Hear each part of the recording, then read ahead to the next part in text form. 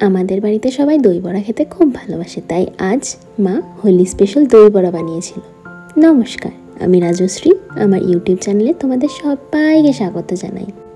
শুধু দই বড়াই না, দই বড়ার সাথে মা আরও অনেক কিছু বানিয়েছিল। এই রেসিপিগুলোও একে একে তোমাদের সাথে শেয়ার করে দেবো পরে।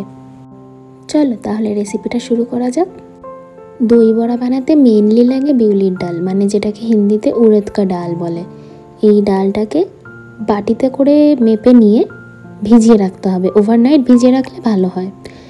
যে কয়জনের জন্য বানাতে হবে সেই পরিমাণ অনুযায়ী বাটিতে করে মেপে ডালটাকে ভিজিয়ে রাখতে হবে জল দিয়ে। প্রথমে ধুয়ে নিতে হবে, তারপর ভিজিয়ে রাখতে হবে। এরপর ভিজিয়ে রাখার পর এই ডালের একটা পেস্ট তৈরি করতে হবে। পেস্ট তৈরি করার জন্য এই ভিজানো ডালটাকে মিক্সির মধ্যে দিতে হবে। তার সাথে দিতে হবে আদা আর কাঁচা লঙ্কা, দিয়ে পেস্ট তৈরি করে নিতে হবে। ডালের পেস্টটা যখন তৈরি করবে তখন মিক্সিতে প্রথমেই জল দেওয়া যাবে না। প্রথমে শুধু ডালটাকে পেস্ট করে নিতে হবে। পরে যদি দরকার পড়ে তখন জল অ্যাড করতে হবে, কারণ আগেই যদি জল দিয়ে দেওয়া হয় তাহলে ডালটা ভালোভাবে পেস্ট হয় না। এখানে দুইবারে পুরো ভিজিয়ে রাখা ডালটাকে পেস্ট করা হলো, নিয়ে পুরোটাকে মিশিয়ে নেওয়া হচ্ছে। মিশিয়ে নেওয়া হয়ে গেলে এতে পরিমাণ মতো নুন দিয়ে ভালোভাবে হাতের সাহায্যে ফেটিয়ে নিতে হবে। বেশ কিছুক্ষণ ধরে ফেটাতে হবে, তাহলে দেখা যাবে ফ্লাফি একটা টেক্সচার চলে এসেছে।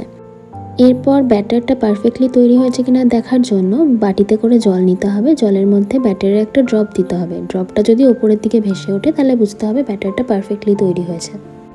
এরপর কড়াইতে সাদা তেল দিয়ে লো টু মিডিয়াম আঁচে গরম করে ব্যাটারের ড্রপগুলো দিয়ে একে একে বড়াগুলো ভেজে নিতে হবে। একবারে বেশি বড়া না ভাজাই ভালো, কারণ ভাজার সময় বড়াগুলো সাইজে একটু বেড়ে যায়। বড়াগুলো গোল্ডেন কালার হওয়া পর্যন্ত ভেজে নিতে হবে, তারপর তুলে নিতে হবে।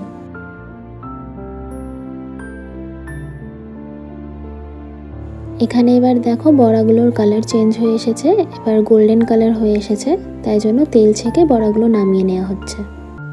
তোমরা চাইলে ভেজে তুলে নেওয়ার পর পেপারের ওপর বড়াগুলো রাখতে পারো, তাহলে এক্সেস অয়েল শুষে নেবে।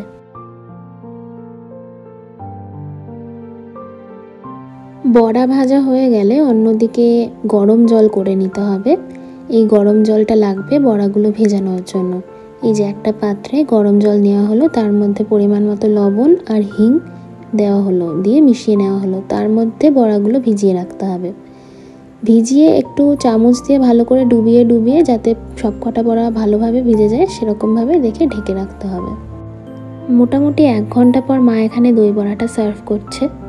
আর দই বড়াটা সার্ভ করার জন্য গ্রিন চাটনি আর রেড চাটনি লাগবে, মানে ধনেপাতার চাটনি আর তেঁতুলের চাটনি লাগবে। বাট সেই রেসিপিটা পরে তোমাদের সাথে শেয়ার করে দেব।